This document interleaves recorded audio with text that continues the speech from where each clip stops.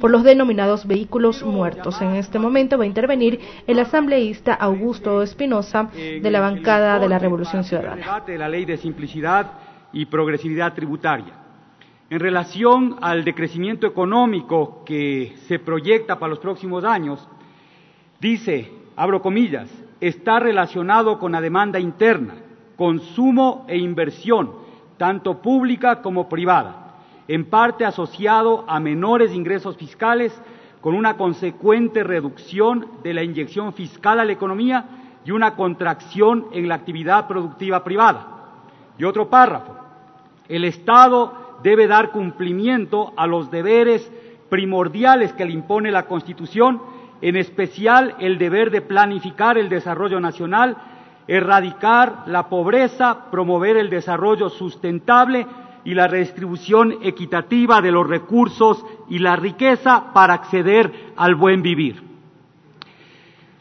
Si a esto le sumamos lo que vimos en la proforma, esa necesidad de alrededor de 8.000 millones de dólares en financiamiento para el presupuesto, y después analizamos esta propuesta de ley, nos damos cuenta que algo no está calzando.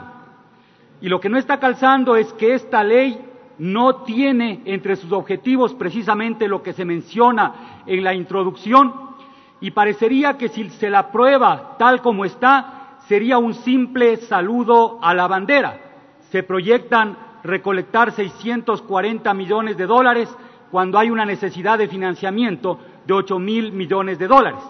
Y según la información que nos presenta algunos asambleístas, en especial mi compañero Mauricio Proaño, incluso esta ley no alcanzaría un ingreso neto fiscal de esa magnitud, porque en mecanismos de exenciones serían alrededor de 1.600 millones lo que dejaría de ingresar el Estado. Es decir, la ley terminaría agravando la situación fiscal.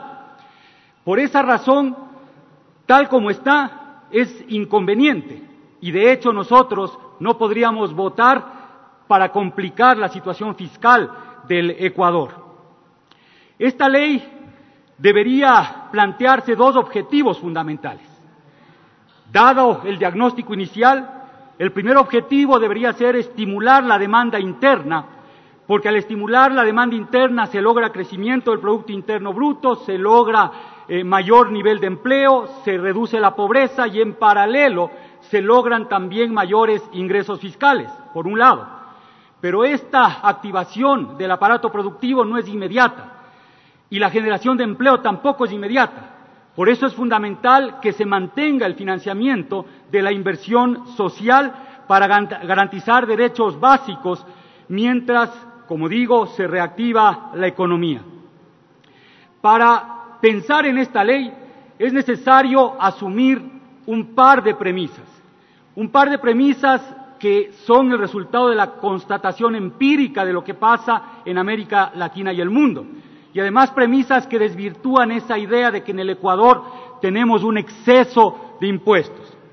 El Banco Mundial define la tasa tributaria total como el monto de impuestos y contribuciones obligatorias que pagan las empresas después de justificar las exenciones y deducciones permitidas como porción de las utilidades comerciales.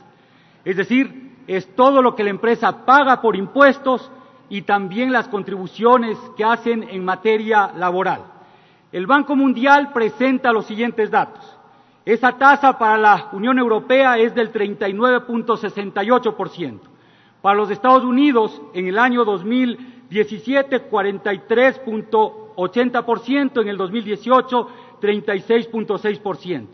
Costa Rica, 58.3%, Uruguay 41.8%, economías que son apreciadas por su estabilidad, en tanto que las menores tasas tributarias totales las tienen Chile con el 34% y Ecuador con el 34.4%. Se está cayendo el mito de que somos un país con exceso de impuestos.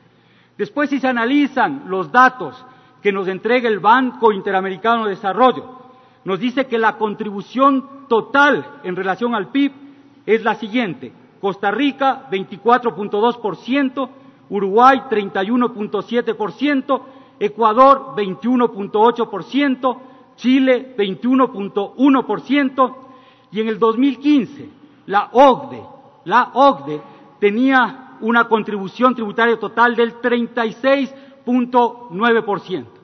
Es decir, que la meta que deberíamos plantearnos de una reforma tributaria debería ser, en principio, incrementar la recaudación tributaria con dos objetivos fundamentales: impulsar el consumo interno y el segundo, financiar la inversión pública en infraestructura y en el rubro social.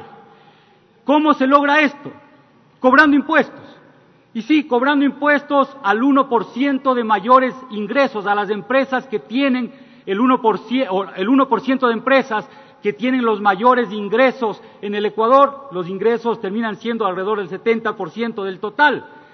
Y eso de que trasladen a los ciudadanos, eso no es cierto, porque también se pueden establecer controles, pero además hay que apelar al patriotismo de estos empresarios, indicando que efectivamente esa es una obligación que tienen con el país, porque sus fortunas la hicieron en este país usufructuando de algunos factores que les entregó el Ecuador. Y por eso yo propongo al presidente de la Comisión que el artículo 46 sea cambiado por este texto: los grupos económicos que hayan generado ingresos gravados iguales o superiores a $10 millones en el ejercicio fiscal 2018 pagarán por concepto de impuesto a la renta un monto de al menos el 4% de sus ingresos brutos hasta que el índice de pobreza multidimensional sea inferior al 10%. Ya haya desaparecido la extrema pobreza. Esto es un acto de responsabilidad social, y esto es lo que se tiene que hacer si es que esos grupos económicos que invierten, por ejemplo, en España, que invierten en los Estados Unidos, pagarían en el Ecuador lo mismo que están pagando en el extranjero. Solo este artículo implicaría una recaudación adicional de 1.300 millones de dólares, es decir, el doble de lo que se propone la ley, con una cantidad enorme de artículos. Pero además es necesario pensar en otros mecanismos de recaudación. Y me parece una tamaña barbaridad el artículo 38, en el que se pretende que el cobro por uso y explotación del espectro radioeléctrico se lo pretenda hacer a través de proyectos, como que el Estado no tendría ninguna capacidad de invertir en el cierre de la brecha digital. Aquí hay que tomar en cuenta que en el 2012 el número de hogares o el porcentaje de hogares con acceso a Internet en el sector rural era del 4.4%. En el 2017 ya llegó al 16.8%, es decir, el Ecuador tiene un crecimiento del uso de Internet bastante mayor que el de la mayoría de países en América Latina, y hay que seguir en esa senda. Pero ¿qué es lo que está en juego cuando se plantea ese artículo de esa manera? Lo que ya se ha dicho acá, el evitar tener mayor liquidez para la caja fiscal. El próximo año, por la concesión de este espectro, bien se podrían recaudar alrededor de $1.000 millones. Lo mismo el año siguiente, en el 2021. Hay que tomar en cuenta que vamos a comenzar en el Ecuador a implementar la tecnología 5G, y eso puede generar muchos beneficios para el Estado, incluso en términos de recaudación. Vayan sumando, 1.300 millones por un lado, 1.000 millones por otro lado, ya van 2.300 millones. Otra cosa que tenemos que pensar con seriedad, la monetización, pero cuidando el patrimonio común. Si es que el Estado le tiene que pagar al IES o a la Seguridad Social en general alrededor de $2.000 millones, y esos $2.000 millones en la práctica sirven para garantizar que no exista déficit actuarial, y el IES o la Seguridad Social en general debe invertir esos recursos. ¿Por qué no plantearnos conservar nuestro patrimonio colectivo y titularizar los ingresos futuros de las empresas hidroeléctricas, con lo que le estaríamos transfiriendo recursos, pagando la obligación del Estado al IES, y a su vez garantizándole una inversión absolutamente rentable. Con eso, fácilmente podríamos financiar 2.100 millones de dólares, 2.100 millones de dólares adicionales. Sumaron los tres rubros, ya vamos en 4.404 millones de dólares de los 8.000 millones de dólares de financiamiento que se decía se requería. Después, el colega Henry Llanes habló acertadamente el día de ayer de la necesidad de revisar los contratos petroleros. Ahí hay otra fuente de recursos. Hay que reestructurar los 4.000 millones de dólares de amortizaciones que se vienen para el próximo año de la deuda externa.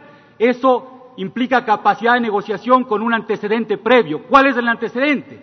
El antecedente es que la Argentina va a hacer lo mismo y el monto de las obligaciones argentinas es muchísimo mayor que las ecuatorianas, lo que nos genera un clima adecuado para entrar en ese tipo de negociaciones. Después, un minuto, señor asambleísta. Los subsidios deben ser efectivamente temporales.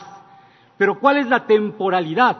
La temporalidad es aquella que se establece en función de la solución del problema para el que se creó el subsidio. Es decir, si tenemos pobreza extrema, si hay subsidios para que los pobres no se mueran de hambre, ese subsidio se mantendrá mientras exista precisamente la necesidad.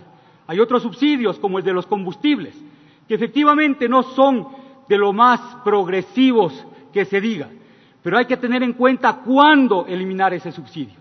Y ese subsidio se lo elimina inconvenientemente cuando se lo hace en una etapa recesiva. Hay que pensar a futuro, cuando estemos en una etapa de crecimiento, cuando tengamos alternativas energéticas, cómo es que se va reduciendo el consumo. En definitiva, colegas asambleístas, si es que vemos desde una perspectiva distinta la problemática del Ecuador, poniendo énfasis en satisfacer las necesidades de la mayoría, existen soluciones.